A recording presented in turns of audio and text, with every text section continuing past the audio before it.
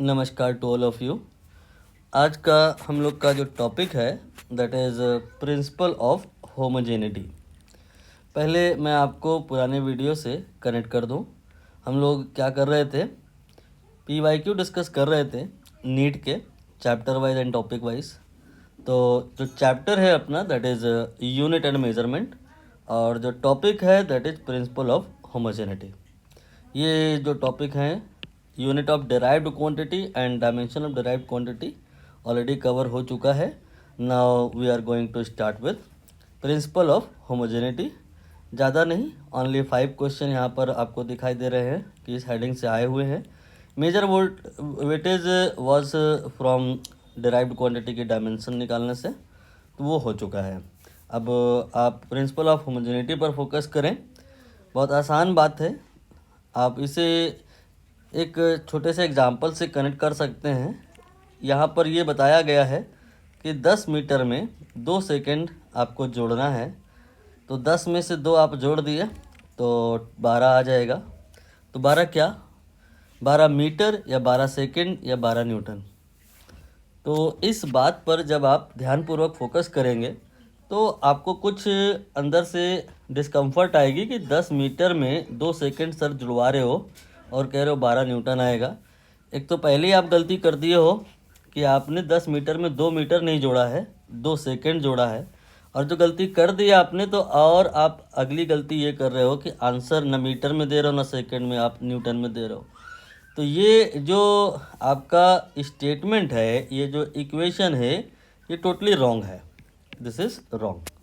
तो सही क्या है? सही हम सभी लोगों को पता है कि 10 मीटर में अगर 2 मीटर जोड़ा जाए तो आएगा कितना, 12 मीटर।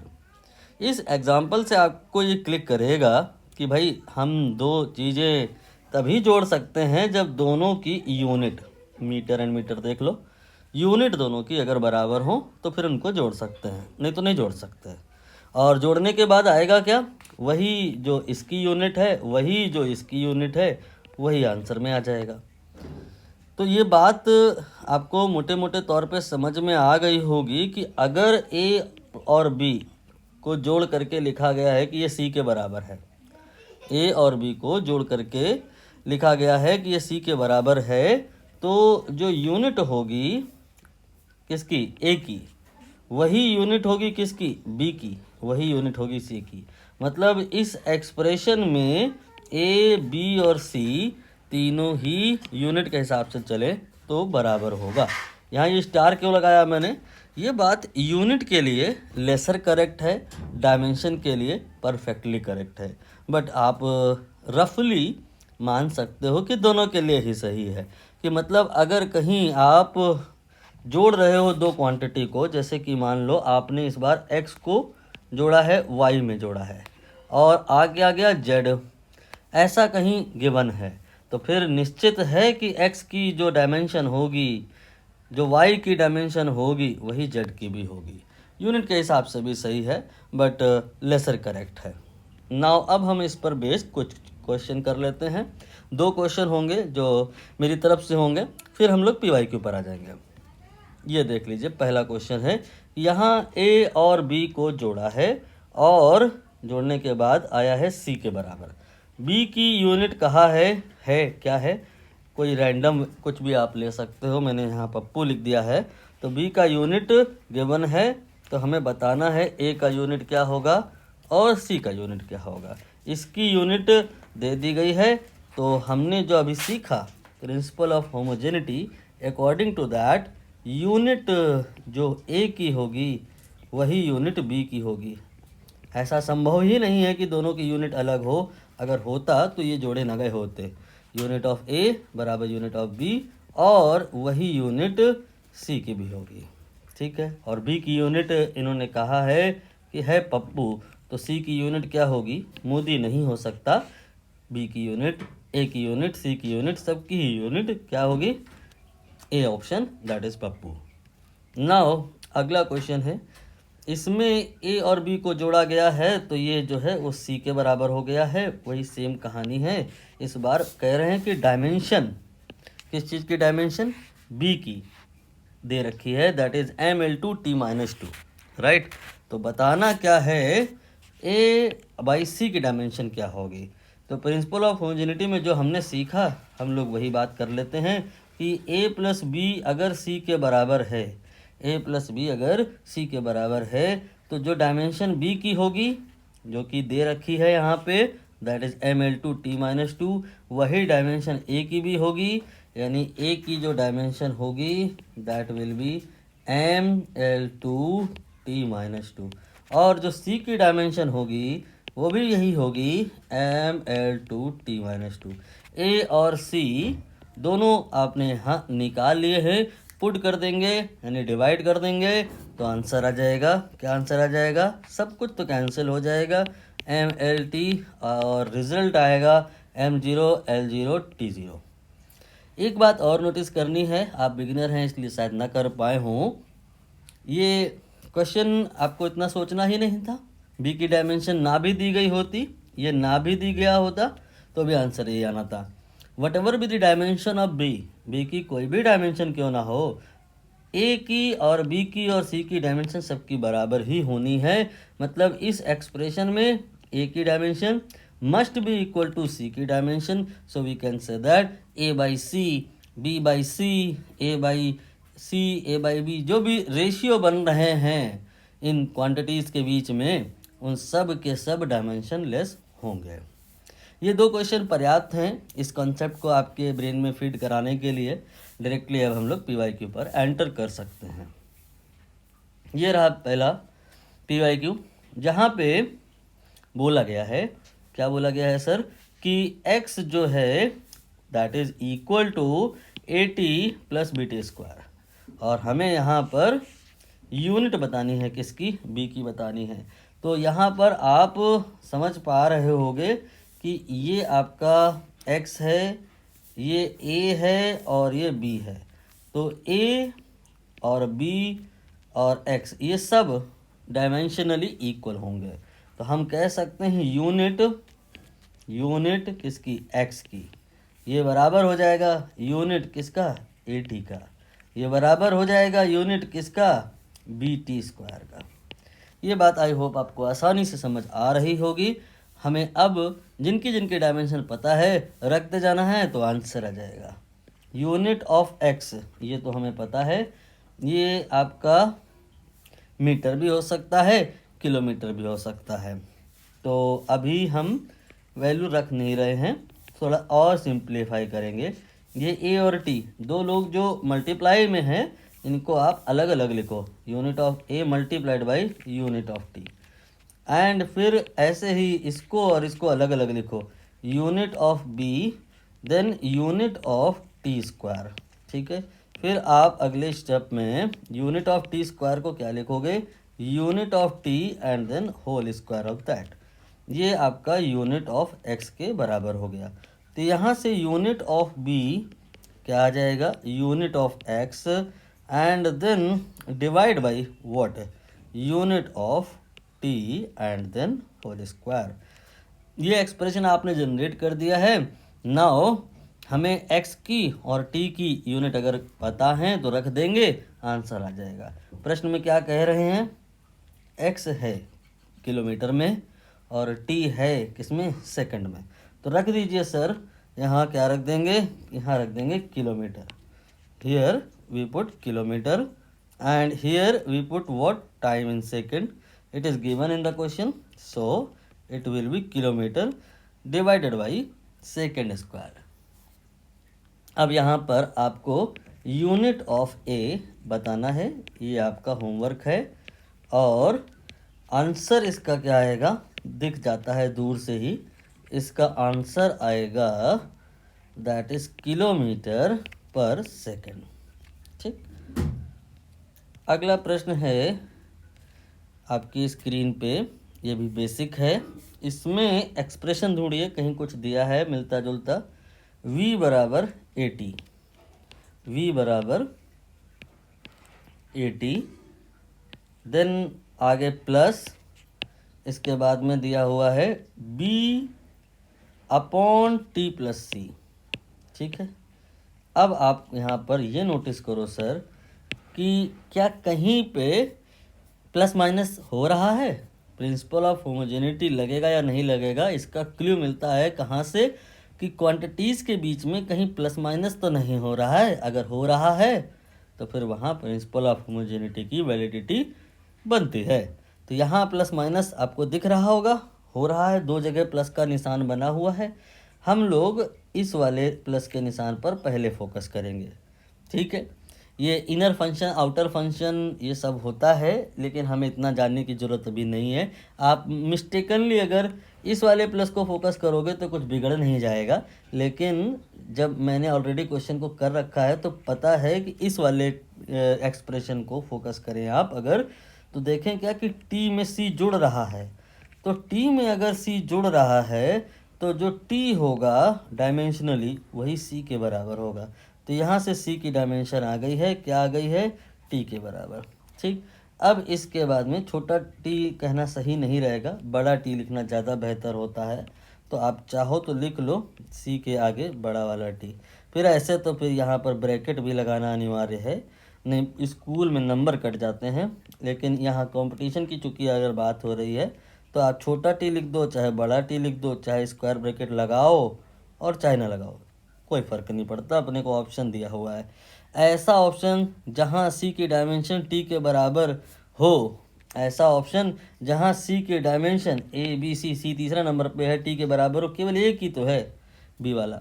आंसर तो आ गया है, लेकिन आंसर निकालना मात्र हमारा यहाँ मोटिव नहीं है, पूरी तरह से कॉन्सेप्ट डिलीवर करना है आपको, इसलिए हम बी की और ए की सब की डायमेंशन निकालेंगे, ठीक है। अब यहाँ पर हम लोग क्या करेंगे, सी की तो निकल आई है, बी और ए की निकालने की कोशिश करेंगे। तो इसके लिए जब मैंने आपको कहा अभी थोड़ी देर पहले ऊपर थ्योरी समझाया था, दैट टाइम बोला था कि मीटर में सेकंड को नहीं जोड़ सकते, मीटर में मीटर को ही जोड़ सकते हैं, और जोड़ने पर जो आता है वो मीटर ही होता है, ठीक है। इसका मतलब ये है कि जो अगर आप टी में सी को जोड़ोगे तो उसे आप चाहे तो टी लिख लो चाहे तो सी लिख लो, कोई अंतर नहीं है, डायमेंशनली ऑल आर इक्वल। तो हम अगले वाले एक्सप्रेशन में टी और सी का जो प्लस हुआ है उसको रिप्लेस कर देंगे टी से, ठीक है। अब हम फिर से वो वाली बात यूज़ करेंगे जो ऊपर बताई गई थी कि अगर a प्लस बी जुड़ रहा है और वो c के बराबर है तो निश्चित है कि a और b और c डायमेंशनली इक्वल होंगे, लिहाजा v a t and b by T ये सब डायमेंशनली इक्वल होंगे। तो v को a t के बराबर कर दो तो यहाँ से a की डायमेंशन आ जाएगी v अपॉन टी। v का डायमेंशन ये हमें याद होता है LT-1 होता है, एंड डिवाइड बाई टी कर देंगे तो LT-2 will be the value of the dimension of B, sorry A. Now अगर हम b की बात करें, b बाई टी की बात करें तो b बाई टी ये जो है v के बराबर है, ठीक है। अब यहाँ से हम b निकाल पाएंगे, क्रॉस मल्टीप्लाई कर दो इसको, v इंटू टी कर दो तो v कितना है LT-1 और t कितना है t है, तो b आ गया कितना l के बराबर। तो ये है आपका a का डायमेंशन, ये है b का डायमेंशन और ये है c का डायमेंशन। चलो अगला क्वेश्चन देख ले। इस मिजाज के भी क्वेश्चन अब फिर से वापस आने लगे हैं, वंडर वाल गैस इक्वेशन वगैरह है, ये सब जानने की ज़रूरत नहीं है हमें, तो यहाँ पर जो बताया मैंने बस वही लगाना है, that is principle of homogeneity, जो ये आपको बोलता है कि अगर दो लोग जोड़े जा रहे हैं, देख लो क्या यहाँ पे दो लोग जोड़े जा रहे हैं, मैंने इतना बड़ा कर दिया कि आपको प्लस का निशान दूर से दिख रहा होगा। कौन से दो लोग जोड़े जा रहे हैं, जौन से दो लोग जोड़े जा रहे हैं वो डायमेंशनली इक्वल होंगे, प्रिंसिपल ऑफ होमोजेनिटी बस इतना ही है। तो यहाँ पर भी हम लोग वही करेंगे, ये जो आपका है P और ये आपका A नहीं, V स्क्वायर नहीं, A बाई वी स्क्वायर दोनों जुड़ रहे हैं तो ये दोनों बराबर हो जाएंगे। अब हमें यहाँ पे देखो निकालना क्या है, A का डायमेंशन निकालना है, किसका, A का डायमेंशन निकालना है, तो क्रॉस मल्टीप्लाई कर दो तो A की वैल्यू कितनी आ जाएगी, PV स्क्वायर आ जाएगी।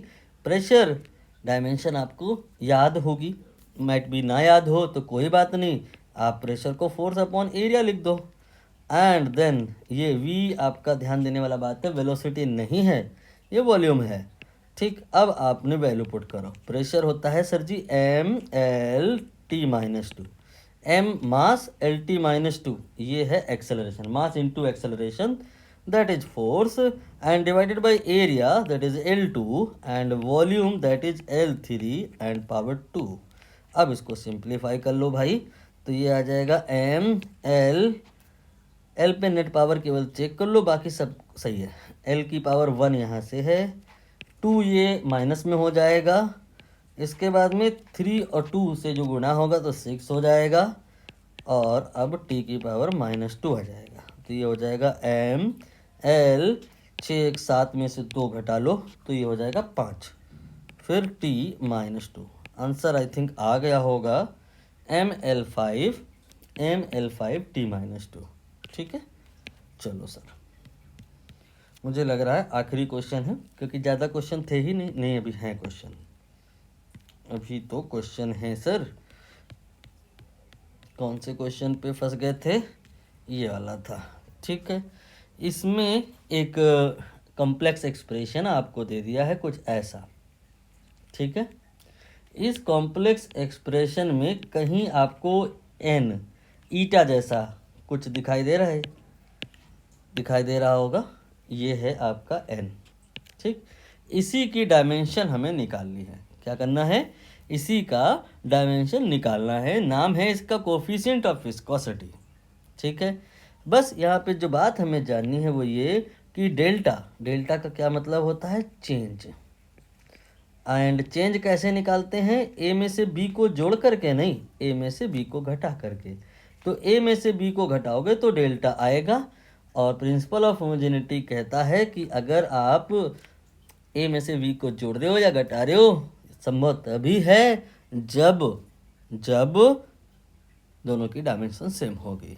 तो dimensionally we can say that कि जो a माइनस बी है वही a के बराबर है, वही b के बराबर है।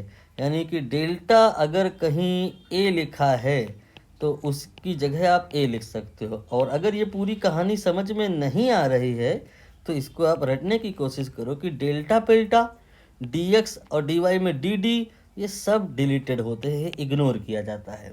इग्नोर कर दो सर, तो जो अब एक्सप्रेशन आएगा दैट विल बी, माइनस भी इग्नोर होता है, ये हो जाएगा a देन v/z। मैंने ईटा लिखना भूल गया, सॉरी, क्योंकि उसको ही तो निकालना है। ईटा हो गया ये, इसके बाद में फिर हो गया a, फिर ये हो गया v, फिर हो गया z, v हो गया फिर हो गया z। ठीक है, अब f की जगह पे रख दो mL/t-2, then eta, then a की जगह L2, v की जगह हो गया L/t-1, और z की जगह हो जाएगा L। आई होप क्लियर है, समझ आ गया होगा। f की जगह mL/t-2, a सही है, everything going well. Now solve कर लो, ईटा आ जाएगा, यहाँ पर एक L कैंसिल हो जाएगा। ठीक है, और एक L इधर, ये भी कैंसिल हो जाएगा। कैलकुलेशन मेरी बाबू थोड़ी कमज़ोर है, बेहतर होगा आप खुद से करें, नहीं गलत हो जाएगा। m ये वाला हो गया, L-1 हो गया, t का ये -2 और ये -1 मिला करके ये -1 हो जाएगा। तो mL-1 t-1 D option final हो गया। अब यही बात जो ऊपर हम कह रहे थे रीयूज़ करने हैं, क्या कि अगर दो चीज़ें घटा रहे हो सर आप, तो घटाने के बाद मान लो एक क्वांटिटी मिलता है c, तो डायमेंशनली अगर बात करें तो a की डायमेंशन, b की डायमेंशन और c की, ये सब बराबर होंगी। डायमेंशनली a b c सब बराबर होगा। अब आपको ये एक्सप्रेशन ध्यानपूर्वक देखना है, और ये देखना है क्या यहाँ पर दो कोई चीज़ें हैं जो घटाई जा रही हैं। तो आप पाओगे सर जी हाँ घटाई तो जा रही हैं, ये माइनस वाला देखो निशान बना हुआ है, ये माइनस वाला निशान बना हुआ है। तो यहाँ पर जो चीज़ें घटाई जा रही हैं उनकी डायमेंशन पक्के तौर पे बराबर रही होंगी। प्रिंसिपल ऑफ होमोजेनिटी तो यही कहता है। ए की डायमेंशन बी के बराबर होगी और सी के बराबर होगी। तो आप यहाँ पर क्या लिखेंगे, ईटा, इसके बाद में ये पी दैट इज प्रेशर, इसकी और इसकी जगह पे चाहे जो लिख लो, चाहे आर लिख लो चाहे एक्स लिख लो, तो पी एक्स स्क्वायर। डायमेंशनली अगर बात करें तो हम इस पूरे ब्रैकेट के स्थान पर ओनली एक्स लिख सकते हैं। तो ये हो गया 4 then we then L. Now it's a time to value put. तो वैल्यू पुट करो सर। तो यहाँ पर पी एक बार चेक कर लो, प्रेशर ही है ना, हाँ हाँ प्रेशर ही है।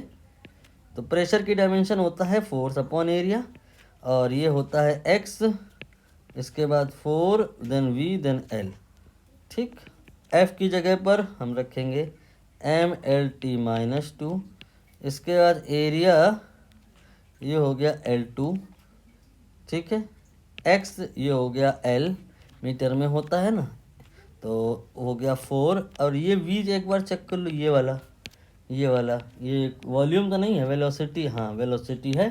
तो वेलोसिटी क्या होता है, LT-2, 4 काहे के लिए, 4 तो प्योर नंबर है, इसे भी लिखते नहीं, हटा देते हैं।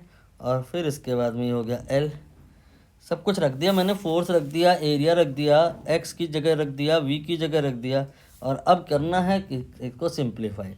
तो ये आपका इससे कैंसिल हो जाएगा, एक L ये भी कैंसिल हो जाएगा, तो रिजल्ट आएगा M, ठीक है।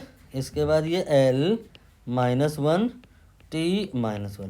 दरअसल इस क्वेश्चन में और इसके ऊपर वाले क्वेश्चन में दोनों में कोफिशिएंट ऑफ विस्कोसिटी पूछा है, दोनों में ही आंसर सेम भी आ रहा है, देख लो, है ना। तो ये मैसेज भी आपको यहाँ से मिल रहा है, क्या मिल रहा है कि कोई क्वांटिटी आप अगर फॉर्मूला कोई और ले लो और वहाँ से उसकी डायमेंशन निकालो तो भी कोई फ़र्क नहीं पड़ जाएगा, सबसे एक ही आएगा। तो मैं जो मोस्ट पॉपुलर फार्मूला है विस्कोसिटी निकालने का, पहले वो लिख देता हूँ जिसको सारे लोग पसंद करते हैं। एक तो ये वाला है 6 पाई ईटा आर वी, इसमें देखो ईटा कहीं ना कहीं आ रहा होगा, इसे स्टोक्स लॉ बोलते हैं, ठीक है। एक तो ये फार्मूला हो गया, इसके बाद में दो फार्मूले जो है ना वो ऊपर आपको मिले, इसमें से एक तो ये वाला हो गया, ये तो बहुत कम लोगों को याद रहता है और मैं परेशान नहीं करूँगा आपको, ना ही याद करना, कोई बात नहीं। इसके बाद में यहाँ पर एक फार्मूला ये, इसको लेकिन याद कर लेना, ये आपका न्यूटन्स लॉ ऑफ विस्कोसिटी है इनडायरेक्ट वे में। तो यहाँ पर मैंने कुल मिला के 3 फार्मूले लिख दिए हैं और तीनों में ईटा आ रहा है। कोई सा भी फार्मूला इसमें से आप ले लो, चाहिए ईटा जो आप निकालोगे पाओगे क्या, in all cases dimension will come out to be what, ML-1 T-1, right. ये क्वेश्चन भी हो गया सर। अभी इसकी बात करें, किसकी, कुछ नहीं, ख़त्म, टाटा बाय बाय, फिनिश। तो ये हो गया सर पूरा। अब हम लोग अगले वाले वीडियो में डिस्कस करेंगे, वो थोड़ा सा रिलेटिवली हार्डर होगा, जिसमें क्वांटिटीज़ को रिलेट करेंगे। तो हेडिंग का नाम ही रहेगा कि रिलेटिंग फिजिकल क्वांटिटीज़। मैं थोड़े से दर्शन करा दूँ आपको। ये है आपका अगला वाला हेडिंग जिसको हम लोग डिस्कस करने वाले हैं। दिख रहा होगा दूर से ही कितना टेढ़ा है। इसमें ये वाला क्वेश्चन, ये वाला क्वेश्चन, मतलब एक ही मिजाज के सारे क्वेश्चन हैं, एक मिजाज के सारे क्वेश्चन हैं। इनको हम लोग अगली वाली क्लास में डिस्कस करेंगे। FVT अगर फंडामेंटल हो ना, अगर FAT फंडामेंटल हो तो फिर क्या बनेगा फार्मूला, रिलेशन। तो all these related things will be discussed in next video.